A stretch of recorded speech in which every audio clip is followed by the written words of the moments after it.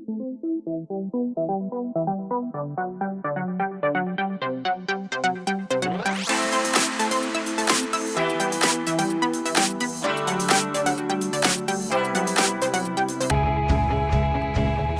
में करोड़पति पति।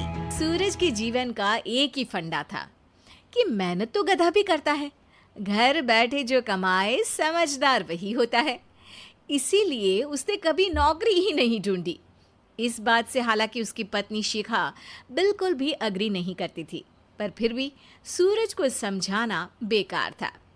टीवी में कैसे बनोगे करोड़पति का ऐड देखकर उसे लगा कि बस अब तो घर बैठे ही वो करोड़पति बन सकता है, और उसके पीछे उसने अपने सारे सोर्सेस एक्टिव कर दिए। 2 हफ्ते में उसके कलीग के साले के पड़ोसी के बेटे का सोर्स निकलता है जो कि उसे शो में पहुंचा सकता है, और सूरज उससे मिलने चला जाता है। अच्छा, तो हमें मुकेश जी बता रहे थे कि आप हमें शो में पहुंचा सकते हैं। हाँ, उसमें कोई तकलीफ नहीं है। मैं कल अगर कोशिश करूँ तो इसी महीने में आपका नंबर आ जाएगा। अरे ये तो बहुत बढ़िया हो गया। अच्छा, वो सिलेबस और क्वेश्चन पेपर का कोई जुगाड़ है क्या? हैं? उसका तो कोई जुगाड़ नहीं है। तो वो वाकई में कुछ भी पूछ सकते हैं? हाँ, वो तो बच्चन जी पर है, जो पढ़ते हैं वो पूछ लेते हैं।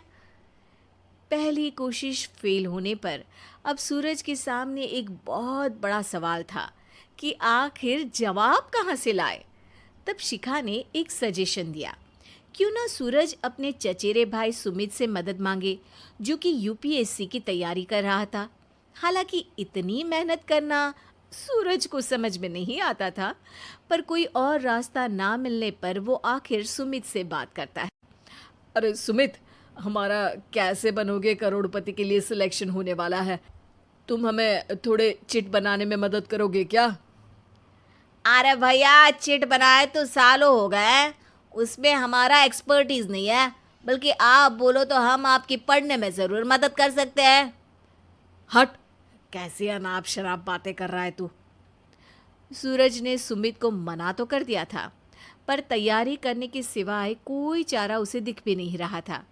खासकर जब 12 के पेपर लीक करने के एक्सपर्ट शुक्ला जो भी हाथ जोड़ लेते हैं।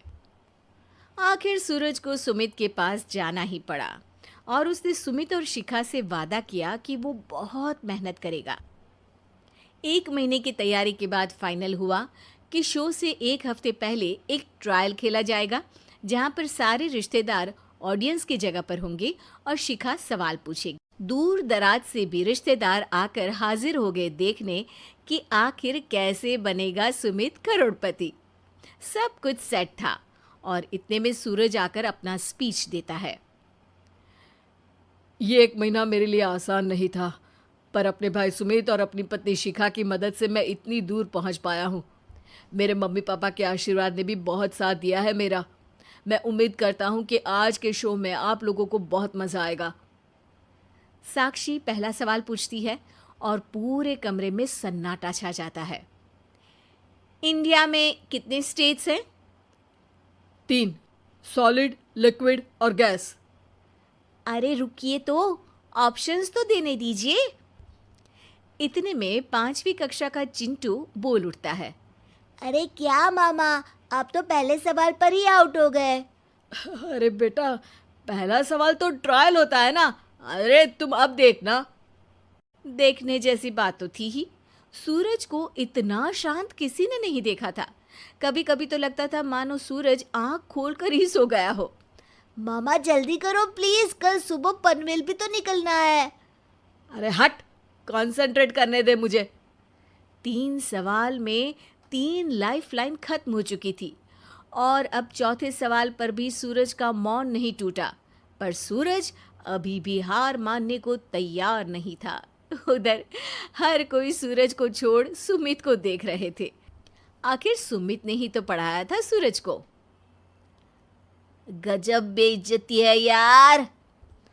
अरे बेटा, तो बाप का, दादा का, भाई का, सबका नाम बुड़वाएगा। अरे 3 लाइफलाइन ले ली तो भी तेरा कुछ नहीं होना है। अरे कोई इतनी बात करता है क्या शो पर? अरे बेटा, शो पर तेरे जैसे भी तो नहीं आते ना। सूरज की ये जंग आखिर 1 घंटे बाद 5वें सवाल पर खत्म हो गई, जब उसने इंडिया के नेशनल बर्ड का नाम कहा, कौवा।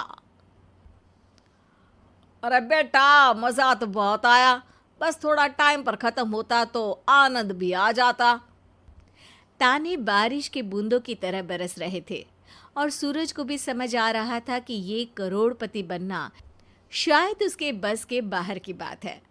पर वो आखिर ये बात मान कैसे लेता?